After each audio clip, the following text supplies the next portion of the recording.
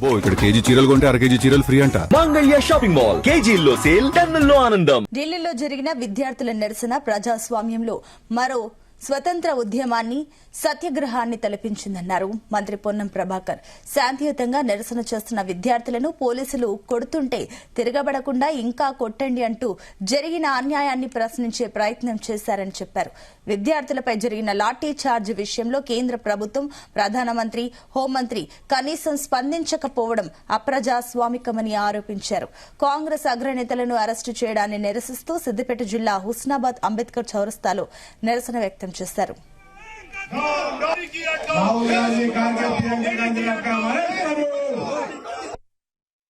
నోరు విప్పకుండా మౌనంగా ఉన్న ప్రధానమంత్రి నరేంద్ర మోడీ నోరు విప్పాలని మొన్న జరిగిన లాఠీ చార్జీ ప్రజాస్వామ్యంలో మరొక స్వతంత్ర పోరాటాన్ని మరిపించే విధంగా, సత్యాగ్రహాన్ని మరిపించే విధంగా శాంతియుతంగా పోలీసులు కొడుతుంటే ఇంకా కొట్టండి కొట్టండి అని నిలుచొని ఈరోజు దేశంలో జరిగినటువంటి అన్యాయాన్ని ప్రశ్నించేటువంటి ప్రయత్నం చేసి ఈ సందర్భంగా అనేక మందికి గాయాలైనాయి.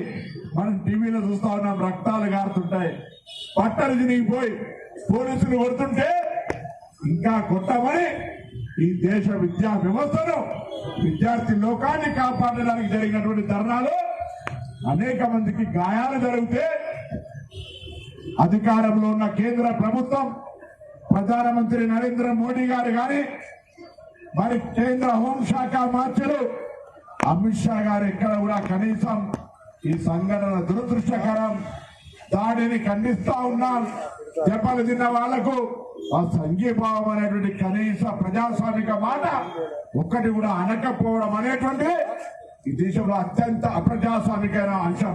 విపక్ష నాయకులు ప్రియాంక గాంధీ గారు, వందల మంది ఎంపీలు, కాంగ్రెస్ పార్టీ ఇతర కూటమి ఎంపీలంతా నరేంద్ర మోడీ గారి ఇంటి ముందు నిల్చుంటే అక్రమంగా పోలీసులు అరెస్ట్ చేసినారు.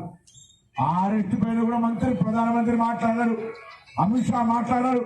అందుకే ఈరోజు ప్రజాస్వామ్యాన్ని కాపాడే పార్టీగా, స్వాతంత్రాన్ని తెచ్చినటువంటి పార్టీగా, చరిత్ర కలిగినటువంటి కాంగ్రెస్ పార్టీగా ప్రజాస్వామ్యాన్ని కాపాడుకునే బాధ్యత మనది. కాబట్టి మేము కొన్ని డిమాండ్ చేస్తా ఉన్నాం కేంద్ర ప్రభుత్వాన్ని.